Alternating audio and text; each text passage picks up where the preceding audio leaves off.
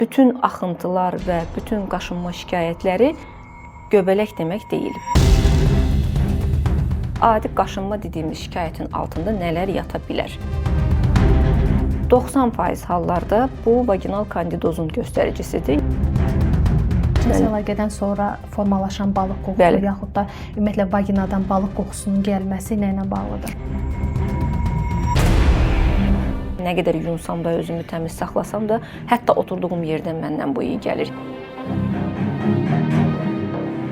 Pelkisin cinsiyyət orqanına vurulması nə dərəcədə doğrudur? Heç bir yuyunma etməyə ehtiyac yoxdur və edilməməlidir.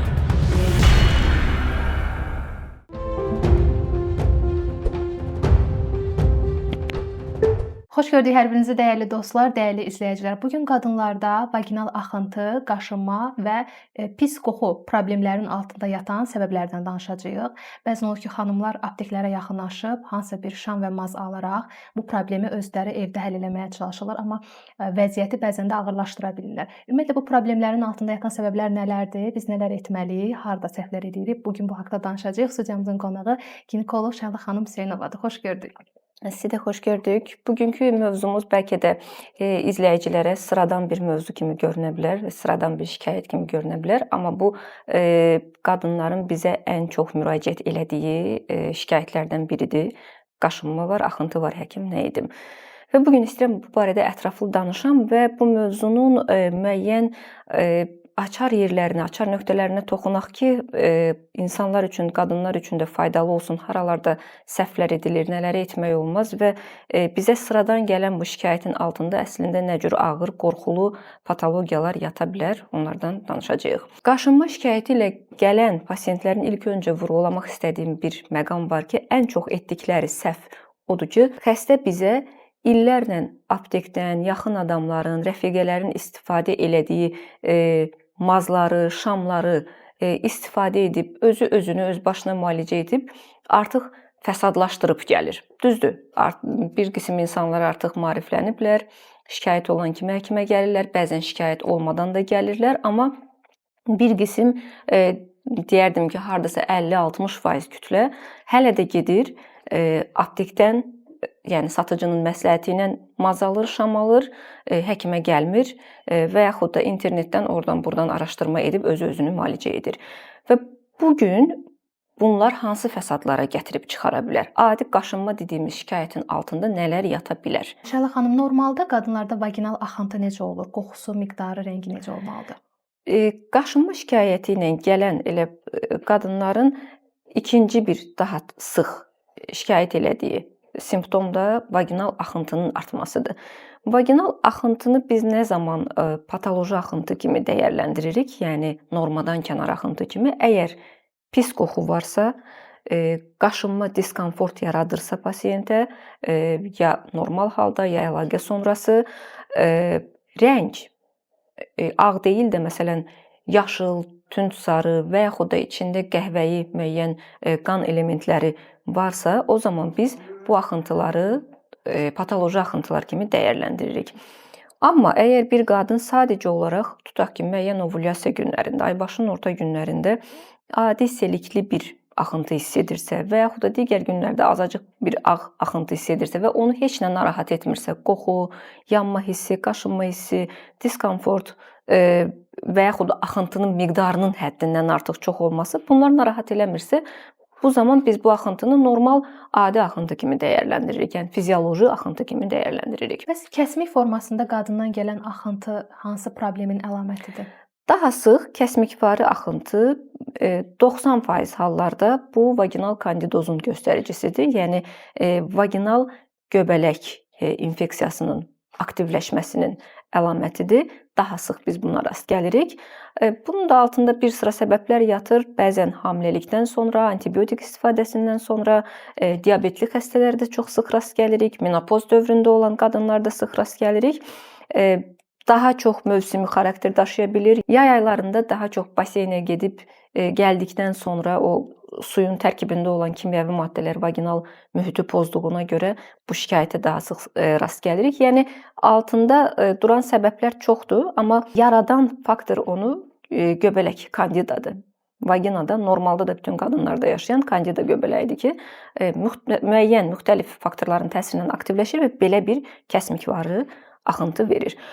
Və elə məsələnin o bayaq dediyimiz elə o ağrılı nöqtəsi də budur ki, əksər hallarda qaşınma şikayəti olan qadınlar aptekə gedib göbələk əleyhinə mazlar, göbələk əleyhinə şamlar alıb istifadə edirlər. Lakin həmişə bütün axıntılar və bütün qaşınma şikayətləri göbələk demək deyil. Bunun altında çox ciddi səbəblər də bəzən ciddi həyati təhlükəli vəziyyətlər də dura bilir. Məsələn, bir pasiyentdən sizə misal gətirmək istəyirəm. Bu yaxınlarda olan bir hadisədir. Bizə qadın müraciət elədi ki, mən illərdir doktor qaşınmadan əziyyət çəkirəm. Vulvar bölgədə olan, xarici cinsiyyət üzvləri nahiyəsində olan. Heç vaxt həkimə getməmişəm. Sadəcə apteklərdən həmişə müxtəlif mazlar almışam və mazları da araşdıranda məlum olur ki, bunlar steroid hormon tərkibli mazlardır. Çoxu aralarında göbələk əleyhinə mazlar da var, şamlar da var. Bunları illərdir istifadə eləmişəm və bir müddət sakitləşmə olur, yenidən problem qayıdır, mən sağalmıram. Və qadını müayinəyə aldıqda vulvar bölgədə leykoplagiyanın əlamətləri var idi və artıq fəsadlaşmış leykoplagiya deyə bilərəm buna. Hansı ki, bu ciddi bir durumdur və 3-5% hallarda hətta vulvar xərçəngə də keçə bilir. Və soruşdum ki, heç bir ginekoloqda gedib bir müayinə olunmusunuzmu? Həkim öz gözü ilə bir baxıbmı sizə? Dedi, yox, elə apteklərə müraciət eləmişəm ancaq və cürbəcür mazlar istifadə eləmişəm. Son vaxtlarda hiss edirəm ki, artıq problem dərinləşib.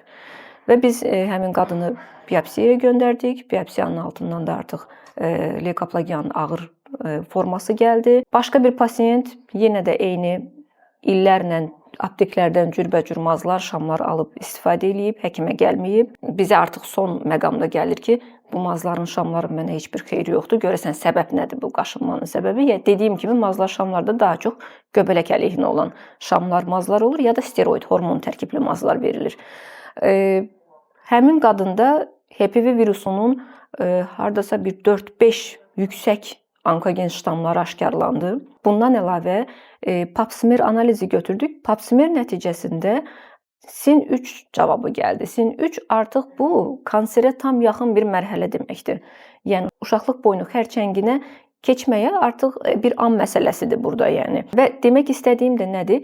Bu cür özbaşına müalicələr, bax belə patologiyaların, belə ciddi patologiyaların qaçırılmasına səbəb olur. Və adi qaşınmadır deyib illərlə müalicə alırlar.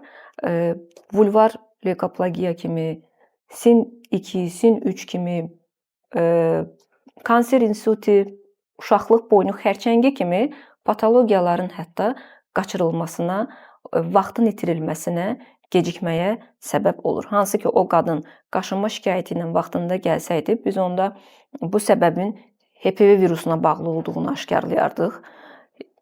Skrininq edərdik, pap smear testini vaxtında götürərdik. Məsələn, displaziyanın daha erkən mərhələlərində aşkarlayardıq problemi və tutalım uşaqlıq boynunu lipkanizasiya etməklə bu problemdən qurtula bilərdik. Amma qadın bizə gəlir artıq SIN3 yəni nəticəsi ilə bu mərhələdə və yaxud da kanser insuti mərhələsində və yaxud da artıq uşaqlıq boynu xərçəngi mərhələsində elə olur ki, bütün uşaqlığı çıxartmaq lazım gəlir.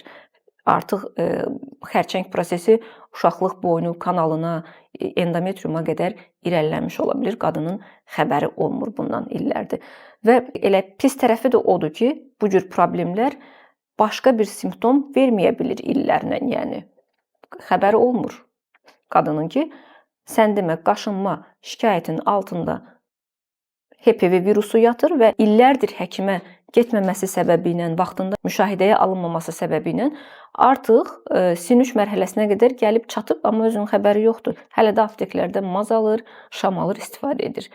Bunlar ona görə də çox təhlükəlidir. Bax, belə etmək, aptekin məsləhəti ilə, yaxın adamların məsləhəti ilə özünü müalicə etmək. Məqsədimiz burada danışıb insanları qorxuya salmaq deyil ki, hər qaşınması olan altından tutaq ki, kanser çıxacaq, hansısa bir bədxassəli proses çıxacaq. Bəli, %70-80 hallarda, əksər hallarda bizim daha sıx rast gəldiyimiz bu gün diaqnoz vaginal kandidozdur, yəni göbələk infeksiyasıdır şikayətlərin altında duran səbəb. Amma dediyim kimi 20-30% hallarda bu məsələlər də var və ona görə biz xəstələrə gəl müayinə edək deyəndə bəziləri bunu biraz qəribə qarşılayır ki, bu nədir ki, siz buna görə müayinəyə gəldirsiniz, qaşınmada bir dənə maz yazın, bir dənə şam yazın, getsin.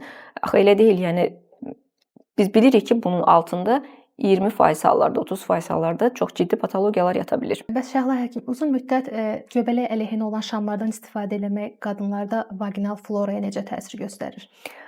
Bəli, məsələn bu tərəfi də var ki, öz başına və uzun müddət istifadə edilən, həkim təyinatı olmadan, altında yatan səbəbi bilmədən, diaqnozu bilmədən istifadə olunan bu şamlar bəzən elə bir çox hallarda vaginal mikrofloranın pozulmasına da gətirib çıxara bilir. Yəni tutaq ki, kandidoz adı ilə, vaginal göbələk də adı ilə hər hansı bir müxtəlif şamlar verilir aptekdən. Onların tərkibində də çox vaxt antibiotiklər olur, yəni ikili tərkiblər olur. Göbələk əleyhinə bir komponentlə yanaşı eyni zamanda antibiotik də olur və yaxud da bir antiseptik də əlavə edilir şamın tərkibinə. Və təbii ki, onu satan adam bu qədər incəliyinə qədər getmir və pasiyenti incələmir. Analiz yoxdur, müayinə yoxdur, sadəcə dərmanı alır, verir, tutaq ki, müəyyən öz bilikləri səviyyəsində. Və bu cür illərlə istifadə olunan şamlar, yuyunmalar, yəni vaginal duşlar və s. qadında olmayan problemlərin də şiddətlənməsinə gətirib çıxarır. Məsələn, yox idi bakterial vaginozu və qadın bu cür şamları, yuyunmaları nəzarətsiz illərlə istifadə elədiyinə görə bakterial vaginoz qazanmış oldu. Yəni vaginal mühit pozuldu, orada yaşayan o şərti patogen infeksiyalar baş qaldırdı. Artıq qaşınma şikayətinin üzərinə pis qoxu, aşırı miqdarda axıntı, daha çox spesifik simptom sanki balıq qoxusu kimi qoxunun gəlməsi, cinsel əlaqədən sonra onun güclənməsi və s. bunlar da əlavə olunur. Ona görə yenə dönə-dönə deyirik, adi bir şikayət olsa da mütləq həkimə gəlin, o şamı, mazı həkim təyin etsin. Çünki həkim bilir onun tərkibindəki antibiotikin təsirini, lazımdırmı? Bu antibiotiki vermək yanaşı olaraq yoxsa sadəcə göbələk əleyhinə tutaq ki, maz verilməlidir və yaxud da şam verilməlidir. Bunu həkim təyin etməlidir mütləq şəkildə. Balıq qoxusundan danışdınız. İnternetdən çox axtarılan mövzulardan biri də budur. Ya cinsel əlaqədən sonra formalaşan balıq qoxusu, yaxud da ümumiyyətlə vaginadan balıq qoxusunun gəlməsi nə ilə bağlıdır? Elə daha çox dediyimiz kimi bu bakterial vaginozun spesifik simptomlarından biridir. Yəni klassik simptomlarından biridir. Bəzən normalda da qadın bunu hiss eləyir. Hətta belə bir şikayətlə gəlirlər ki, nə qədər yunsam da, özümü təmiz saxlasam da, hətta oturduğum yerdən məndən bu iyi gəlir, hiss eləyirəm və narahat oluram ki, ətrafda bunu hiss edir.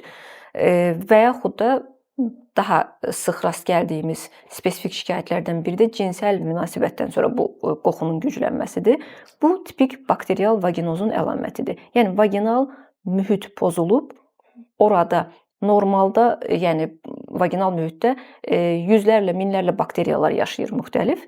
Sadəcə onların miqdarı azdır, titri azdır, faydalı bakteriyalar çoxdur, anlaşılacaq dildə belə deyək. O faydalı bakteriyalar daima o mühiti qoruyur və o digərlərini orada artmağa qoymur. Amma qadın daima müxtəlif şamlar, yuyunmalar istifadə etdikdə o mühiti pozur, o faydalı bakteriyaların miqdarını orada azaldır və artıq digərləri baş qaldırmağa başlayır. Və axıntı miqdarı artır, qoxu gəlməyə başlayır və s. Bugün Türk keçərlər arasında özünüz də bilirsiniz, ən çox yayılmış üsullardan biri də 72 sabunla yuyunmaqdır. Ümumiyyətlə 72 paltar sabunu ilə cinsiyyət orqanının yuyulması siz nə dərəcədə tövsiyə edirsiniz? Bu barədə mənim bir mövzum da var. YouTube kanalında ayrıca danışmışam onun haqqında ki, bu adı üzərində ən azından buradan anlamaq lazımdır ki, bu paltar sabunudur. Yəni paltar yumaq üçün nəzərdə tutulub. Və həmin siz videoya baxın, ora yazılan şərhlərə də baxın. Bəzən mənə elə gəlir ki, nə qədər danışırıqsa da faydası yoxdur. Nə qədər onun altında şərh yazan həmin videoya qadınlar var ki, yox mən illərdir bu sabunu istifadə edirəm. Nənələrimiz istifadə eləyib, qadınlar həmişə istifadə eləyib, heç kimə heç nə olmayıb. Həkim düz danışmırsınız. Halbuki yəni bu yəni 72% sabun böyük bir belə deyək məhsul deyil ki, mən onun əleyhinə danışım və yaxud da xeyrinə danışım. Mən bunu sırf qadınların xeyri üçün deyirəm. Çünki daha çox qadınları biz görürük.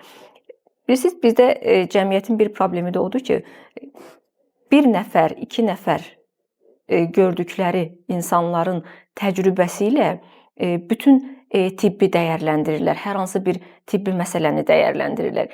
Yəni o şərhi yazan qadın bir nənəni görübsə, bir xalanı, ananı görübsə tutaq ki, biz yüzlərlə, minlərlə qadınları görürük, müayinə edirik, şikayətlərini dinləyirik və statistik olaraq da həqiqətən görürük ki, daha sıx bu qaşınma şikayətləri, vaginal kandidoz, bakterial vaginoz intim gigiyenası düzgün olmayan qadınlarda rast gəlinir. Aşırı vaginal yuyunmalar edən, bax bu cür 72% sabunla güya təmizlik xətrinə yuyunan daima. Bax belə qadınlarda sıx rast gəlirik bu şikayətlərə.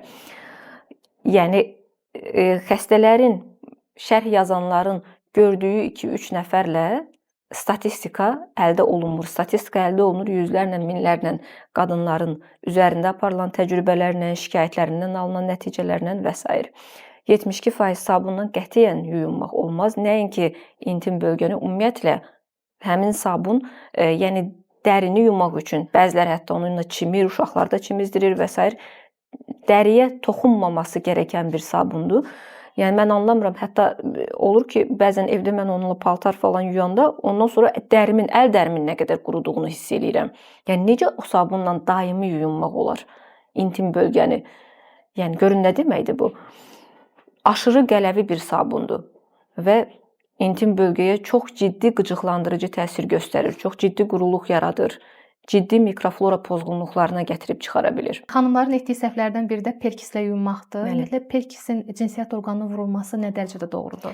Bəli, o da sıx rast gəldiyimiz şeylərdən biridir. Yəni xəstələri araşdıranda həmişə mən o şikayətlə gələn qadınlara birinci intim gigiyenadan başlayıram sual verməyə ki, nə ilə yuyunursunuz, vaginal yuyunmalar edirsinizmi və s. Çünki bilirəm ki, %70-80% intim gigiyenası düz deyil və özü yaradıb özündə bu problemi.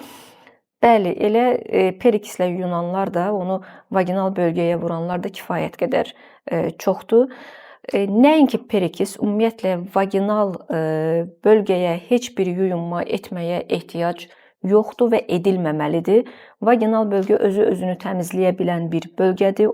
Bayaq qeyd elədiyim kimi orada faydalı bakteriyalar var ki, onlar özləri nəzarət edir, belə deyək, həmin mühitə.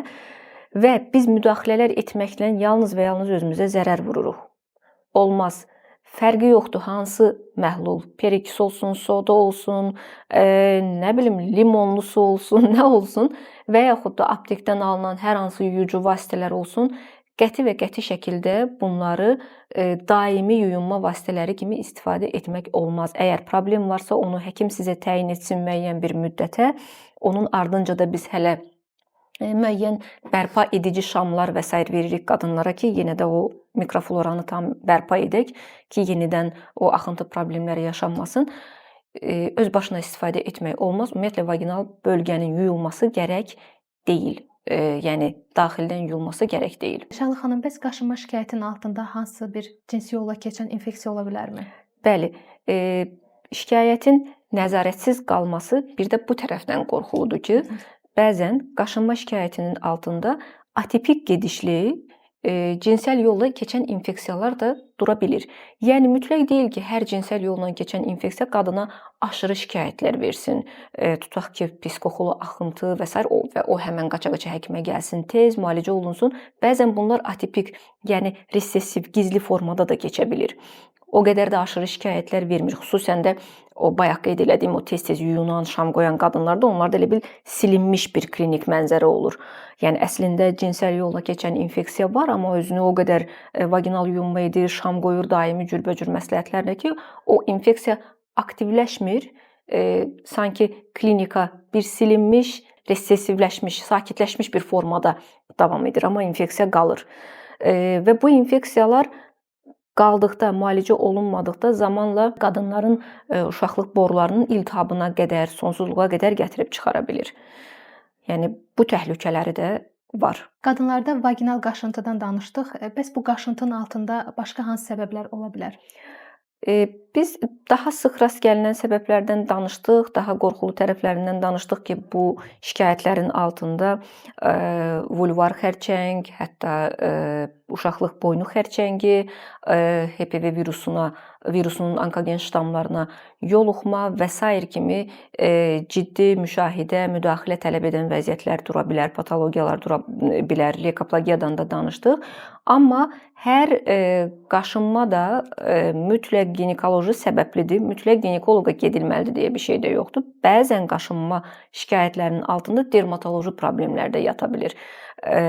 Yəni bu problemi biz dermatoloqa yönəldirik ki, onlar axtarsın səbəbləri ki, bu sırf dəri problemlər, məsələn, xronik dermatit və yaxud da allergiya və sair səbəblərə də bağlı ola bilər.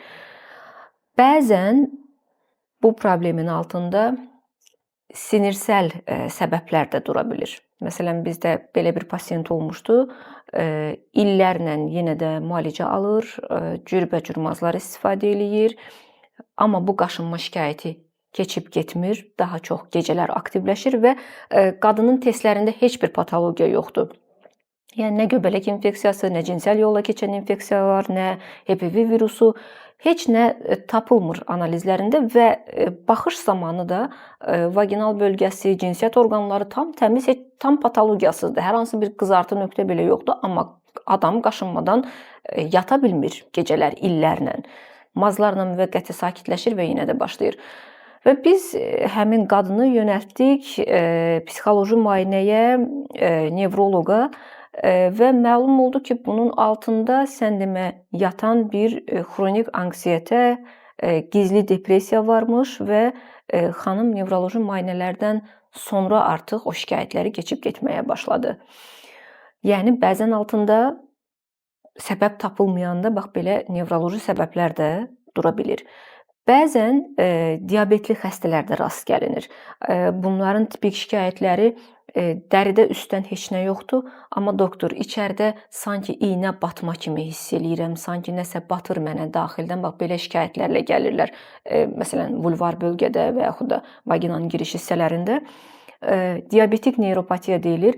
Şəkərin sinir uclarını zədələməsi səbəbindən o hissiyat artıq dəyişir, ya həssaslaşır, bəzən tamamilə tutaq ki, itir və necə ki, şəkərli diabet xəstələrində ayaqlarda bu cür uyuşmalar, sanki iynə batmalar və s. olur.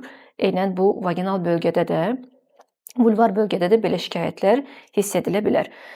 Yəni qaşınma dediyimiz bizə adi gələn şikayətin altından bunlar da çıxa bilər bəzən. Vaginal qaşınma bəs hamilə xanımlarda müşahidə olunarsa, yaranarsa, ümumiyyətlə onun müalicəsi necə aparılır? Bəli, bayaqdan danışdığımız bütün bu şikayətlər, vaginal qaşınma, kandidoz, axıntılar, bakterial vaginoz və s.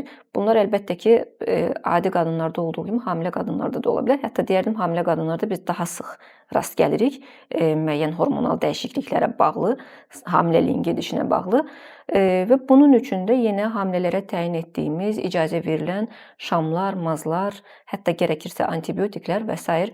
mövcuddur və müalicə edilir. Bir şeyi qeyd eləmək istəyirəm burada ki,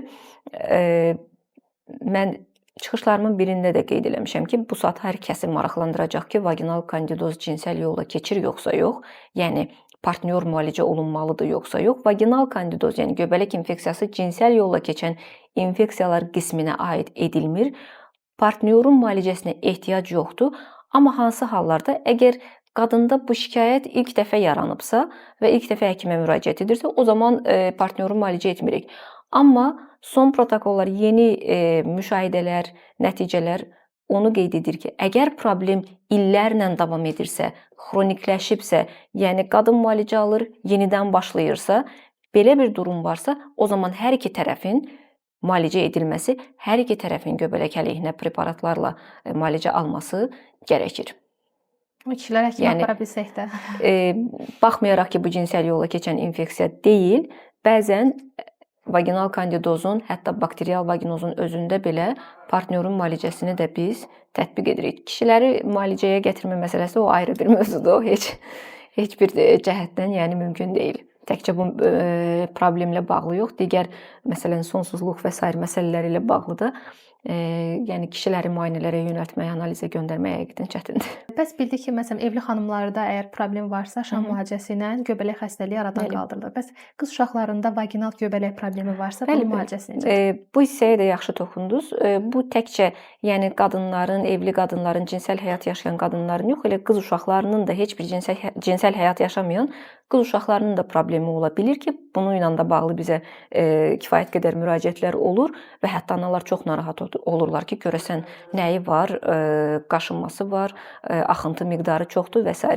Qız uşaqlarında da xüsusən yeniyetmə dövrlərində hormonal o dəyişikliyə bağlı, hələ onların o hormonları formalaşmadığı üçün, lor dildə desək, oynadığı üçün estrogen gah qalxır, gah düşür, menstruasiyalar hələ düzənsizdir, hələ o hipofizar yumurtalıq əlaqələri tam formalaşmayıb və s. Bunlara bağlı onlarda da bax belə vaginal mühitin mikrofloranın o pozğunluqları, bəzən kandida infeksiyasının aktivləşməsi, bəzən bakterial vaginozun aktivləşməsi, axıntıların artması, qoxu və s. problemləri ola bilər. Və gərəkirsə qız uşaqlarına da müalicə etmək olur, mümkündür. Şəhla xanım, bəs göbələk infeksiyası, vaginal göbələk qadına sudan keçə bilərmi? Bu da çox sıx verilən sualdır əslində ki, mən baseynə getsəm, ümumi baseyndən istifadə etsəm və yaxud da sudan istifadə etsəm, mənə infeksiya keçə bilərmi? Cinsəl yolla keçən infeksiyalar və bayaq qeyd elədim, göbələk infeksiyası zaten cinsəl yolla keçmir və su ilə də keçə bilməz. Bu qadının öz mikroflorasında yaşayan bir infeksiyadır. Digər cinsəl infeksiyalar isə sudan, baseyndən keçməsi, yəni bu praktik olaraq mümkün deyil. Yəni belə deyək də, o da çox az rast gəlinən bir şeydir. Ancaq o halda keçə bilər ki, birbaşa tutaq ki, kiminsə oturduğu bir yerdə həmən gedib kimsə otursun, o axıntının üzərində deyək və yaxud da eyni dəsmaldan direkt olaraq istifadə eləsin və s. Belə hallarda keçə bilər. Amma ümumi sudan keçmə ehtimalı demək olar ki, yoxdur. Yəni elə olsaydı elə hamı ümumi baseynlərə gedənlər gərək elə infeksiyadan əziyyət çəkərdilər. Cinsəl infeksiyalar elə bütün dünyanı basardı az qala. Yəni ümumi sudan keçmir, xeyr. İstərdim ki, ümumi vaginal kandidoz problemindən, axıntı, qaşıma problemindən əziyyət çəkən xanımlara tövsiyə verərdiniz. Tövsiyəm nədir? Baxın, bu mövzunu biz danışdıq, səbəblərə toxunduq, xeyli hətta az rast gəlinən səbəblər haqqında da danışdıq.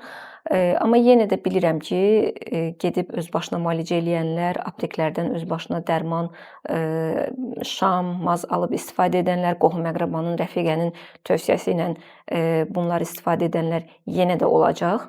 Və hətta yazanlar olacaq ki, mən rəfiqəmin istifadə etdiyi mazı istifadə etdim, filan mazı istifadə etdim, çox yaxşı oldum.